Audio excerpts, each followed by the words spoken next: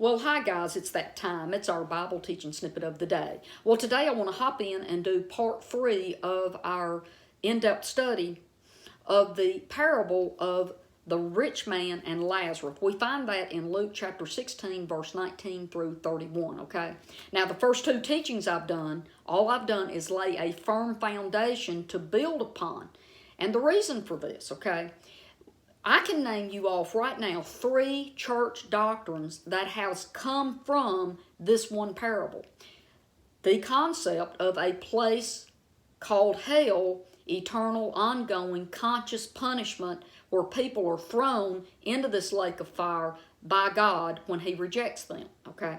The second church doctrine that we find, which is a false doctrine, by the way, is Jesus went to this lake of fire and He was in ongoing conscious punishment in the lake of fire, burning for 3 days, and then He resurrected.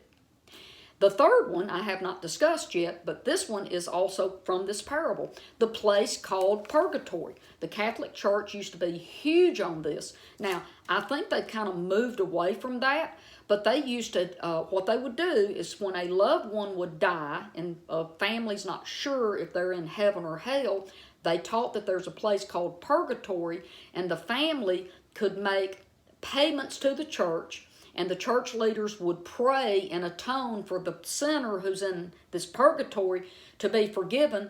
And then, once he gets released, or he or she gets released from purgatory, they get to go to heaven. So that's a false doctrine. And the reason that we have these false doctrines is because we're so far removed from what was really being taught here that we're just grabbing in the air going, oh, well, that's what that must mean, and this is what this means, and we put together a lot of crazy mixed up stuff. I said this the other day, okay, we need to take some junk out of our trunk and make room for some truth, because we have got a lot of snatch and grab verses that has been taught, and I've had to spend 20-30 minutes just unraveling that before I can even teach this. So let me start here and tell you this. This will just blow your mind, and it's very interesting to me. There is this story that Jesus told, the story of the rich man and Lazarus. Did you know that Jesus is not the originator of that parable? This story, an analogy, parable, is found in the Gemara, Gemara, Gemara Babylonicum, okay? This is a Jewish writing that was written, okay? It's more than just this one parable, but it's like writings that was done while the children of Israel was in captivity by the Babylonians, okay? Everybody in the day of Jesus would have understood exactly what Jesus was talking about when He told this parable of the rich man and the poor man, okay? Now, let me show you how this is why we don't understand. We're 2,000 years out. We're in a different culture, okay? And our Bibles have been translated and mistranslated and new words put in and all of this. But here's what I want to show you this. If I used the movie The Matrix to teach some spiritual truths, okay? And it does have a lot of spiritual stuff in it, by the way. But if I taught that today, do you think that 100 years from now, or even 2,000 years from now, people would understand what I'm trying to teach from that movie, The Matrix, when they don't know what it is and have never heard of it and never even... See, that's what I want you to understand. So that's what we've got going on, okay? Now today, now that I've said this, I want to talk to you one more time about this name Lazarus, okay? Lazarus in the New Testament is also the name Eleazar in the Old Testament. And this name means 2 different things. One without help, and it also means one whom God helps. Now, I want to bring this in today and show you this is why Jesus picked the name Lazarus to use right here, okay? He's using the name Lazarus for a reason in this parable, okay?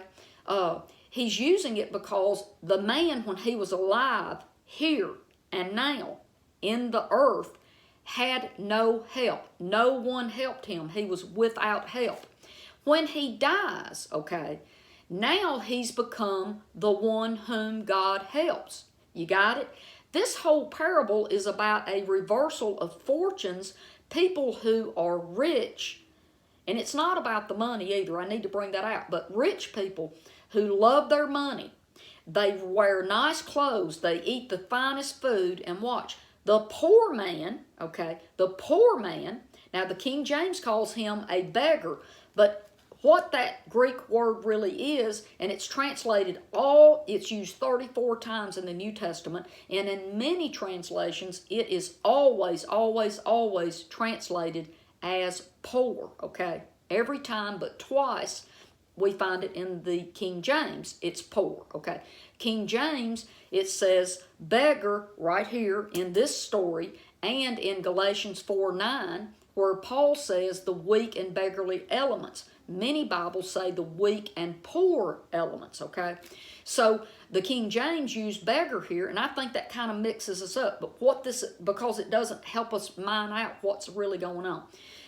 Jesus is talking about a person who is living in luxury day after day, and this poor man is at his gate. The rich man, is literally walking past this poor man every single day of his life, and he never stops to speak to him, to help him, and never feeds him not one meal.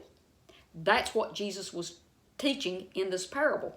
Now, one other thing I want to say, and I said this yesterday, Jesus was talking directly to the religious leaders, and here's why. The religious leaders, the Pharisees and scribes, they wore these nice, beautiful garments, and they had lots of money. They were the upper crust of the Judaism religion, okay? And they felt like that they were accepted by God because he was blessing them with all of this wealth, and the poor man was cursed by God because he was sick and hungry. I hope this is making some sense for you today. But I just wanted to talk a little bit about that because I think we need to know this about this parable. And I told you that the word poor was used 34 times. Let me find it here. I want to show you where Jesus uses this, the word poor, and I just want to connect this for you. Let me scroll down to it. Right here in Luke, chapter 4, verse 18, okay? And Jesus says that the Spirit of the Lord is upon me because he has anointed me to preach the gospel to the poor, right? So with me talking to you about the word poor, that's 34 times in the New Testament, and it's used here in this parable a few times, I want to tell you what the word poor means. And this is the Greek word, and it's number 4434, okay? And it says, reduced to beggary, begging, asking for alms, destitute of wealth, influence, position, and honor, lowly, afflicted, helpless, powerless to accomplish a given end. Because the man couldn't get any food, and he couldn't get any help. Nobody would help him with his sickness, so he couldn't accomplish an end of getting fed, and he couldn't get well. Okay, and here's the other meanings. Poor and needy, okay? So this word, I'm not even going to try to pronounce it. It's P-T long O-C-H-O-S, okay? And that's the Greek word right here that we're dealing with. So from here, what I think I want to do is hop in and read part of this parable to you, and hopefully it's going to kind of make a little bit of sense now that I have laid a lot of groundwork prior to reading it. And let's start right here. And this is it says, once there was a rich man who used to dress in purple and fine linen and lead a life of daily luxury. And there was a poor man called Lazarus who was put at his gate daily. He was covered with sores. He used to long to be fed with the scraps, the crumbs from the rich man's table. And yes, the dogs used to come and lick the poor man's sores. Well, it happened that the poor man died and was carried by the angels to Abraham's bosom. The rich man also died and was buried, and from among the dead, from his grave, the rich man looked up and saw Abraham and a long way away and Lazarus, the poor man, in his arms.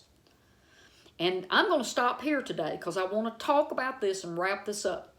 What we see here, okay, and I want to make sure, well, I'll tell you what, and what we know enough about it is that the man goes into punishment. Let me go ahead and read just a little bit further and then I'll stop. So it talks about the rich man died also, and now he's talking to Father Abraham from his grave. Father Abraham, he cried, please pity me. Send Lazarus to dip the tip of his finger in water and cool my tongue. I am in agony in these flames. Okay, so what we see here, okay, is we have a rich man who had all the wonderful things, and now he's not comfortable because he has lived his life loving himself and loving money and not caring for the poor. I want you to think about all through the Old Testament, God talks about taking care of the poor, the widows, the orphans, okay? In the New Testament, same way. In the Gospels, all through the New Testament. All right, here we go. Undefiled, pure religion, and it's actually the word worship to God. Undefiled, pure worship to God the Father is to care for the widows and the orphans. See, those were the poor people back then. It's talking about poor people in this parable, okay? So what we see is this rich man keeps going back and forth past the man who is sick and hungry and will not help him. Now, I'm going to close out here, but this is why I wanted to stop here. I want to ask you a few questions. I want you to think about this, okay? In this story where the rich man is in what we call hell in the King James Version, and he's actually just in his grave. And then we see Abraham's bosom is where the poor man is, and it's taught that that means heaven, right? Okay, so let me ask you something. Does that mean that being rich makes a person go to hell? Every rich person has to go to hell. And every poor person has to go to heaven. See, Jesus never even said that the rich man was a sinner or he was living in sin or anything like that.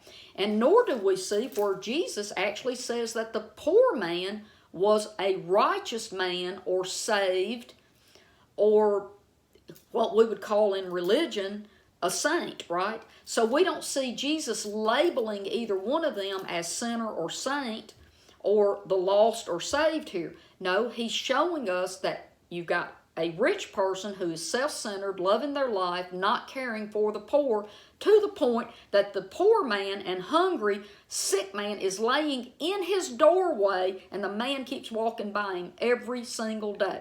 Now here's another question I want to ask you. Abraham's bosom, if this was an actual real true story about two real people, please explain to me how many people will fit in Abraham's chest cavity, Abraham's bosom, because that's what it see, and that's the reason they're using the Abraham's bosom there, is because the listeners of that day knew that it was an analogy, it was an illustration to teach a deeper truth. Well, listen, I'm going to sign off here, and I'll probably do just one more teaching on this because there's some more things I want to draw out of this to show you. But really what this teaching is about, guys, is the religious leaders who dressed in these fine garments, had the nicest food to eat, and they lived the life of luxury, would walk by poor Jews who were rejected by yes, there were Jews who were rejected by Judaism, the religion of the Jews that day. And they would reject these poor Jews and mistreat them, and they would reject and not have anything to do with Gentiles because they didn't think that they were worthy and accepted by God, okay?